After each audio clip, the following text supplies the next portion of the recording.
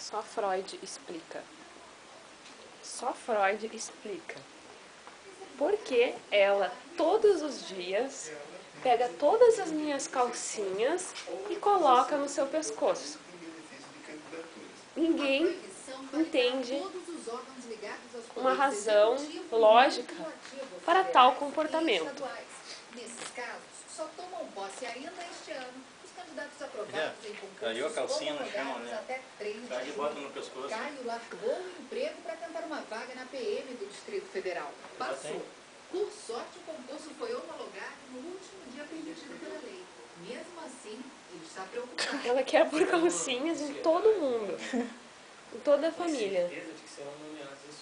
Mas nem tudo está perdido este ano. E assim ela passa seus dias, pobre criança, não tem mais o que fazer nessa casa.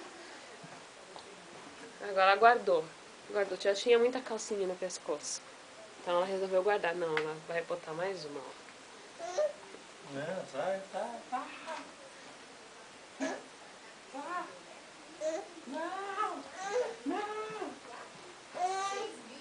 Deixa ela brincar, vê o que ela quer. Deixa ela se expressar. Deixa ela se expressar.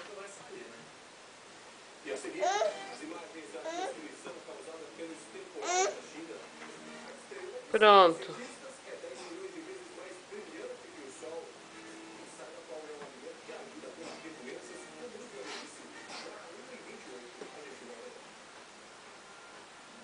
Amor.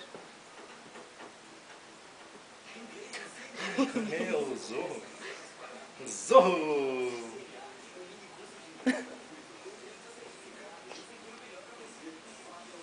A ladrona de calcinhas.